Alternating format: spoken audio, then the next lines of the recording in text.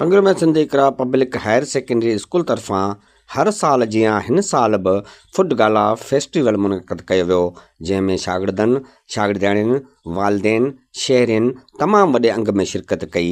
उन मौक़े ते उस्तादनि, शागिर्दनि मेरान टीवी सां ॻाल्हाईंदे चयो त फूड फेस्टिवल डिशिस पंहिंजा ठाहींदा आहिनि, पंहिंजो गेमिंग वग़ैरह ठाहींदा आहिनि ऐं जेको आहे पंहिंजो टैलेंट शो कराईंदा आहिनि। रुॻो पढ़ाई सां गॾु हीअ शयूं बि लाज़मी आहिनि, छो जो हीअ करण सां पंहिंजो ॿार उनजो जेको आहे न ज़हनी तौर बि सही थींदो। पढ़ाई हर तरफ़ जेको आहे न पढ़ाई खां इहा प्रैक्टिकल शयूं आहे, प्रैक्टिकल शयुनि में असांजो जेको आहे न ॿार अॻियां थींदो ऐं पंहिंजो ज़हन जेको आहे आला हूंदो, जीअं उहो शयूं ठाहिणु सिखंदो ऐं शयुनि खे ॿाहिरि ताईं जेको पुॼाइणु प्रैक्टिकल लाइफ शइ सेखारींदो आहे असांजो फूड फेस्टिवल आहे। ही जेको असांजे स्कूल फूड गाला लॻायो आहे, इहो क़ाबिल तारीफ़ आहे कि असांजा ॿार, असांजा स्टूडेंट में तइलीम सां गॾु हिकु इंजॉयमेंट जी एबिलिटी बि मौजूदु हुजे, जीअं ॿारनि जी दिलचस्पी थिए त उहे स्कूलनि में अचनि ऐं ॿार ऐं असांजे जेको तहलके लेवल ऐं डिस्ट्रिक्ट लेवल ते बि अहिड़ा प्रोग्राम नथा थियनि त आउं सजेस्ट कंदुसि कि असांजी जेको डिस्ट्रिक्ट लेवल ते जेके स्कूल्स आहिनि तहलके लेवल ते ऐं असांजी स्कूल जेका आहे उन डिस्ट्रिक्ट लेवल जी स्कूलनि खां बि जेको इहे मथां कमु करे रही आहे। हिते 6 क्लास खां फर्स्ट क्लास खां वठी इंटर क्लास ताईं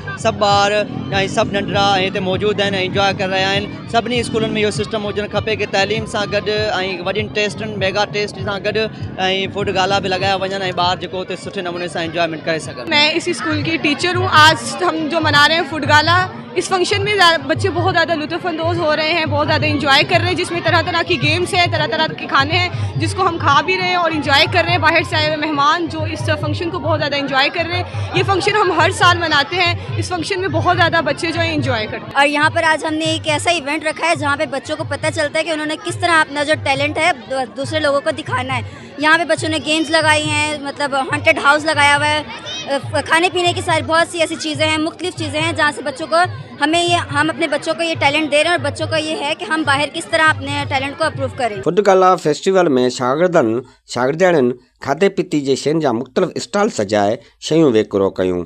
फेस्टिवल में शिरकत कंदड़नि स्कूली ॿारनि खां ख़रीदारी करे संदन महिनत ते ख़ूब दाद ॾिनो। कैमरामैन टीम सां गॾु गुल मोहम्मद वेड़ो, मेरान टीवी न्यूज़, पंगरियो।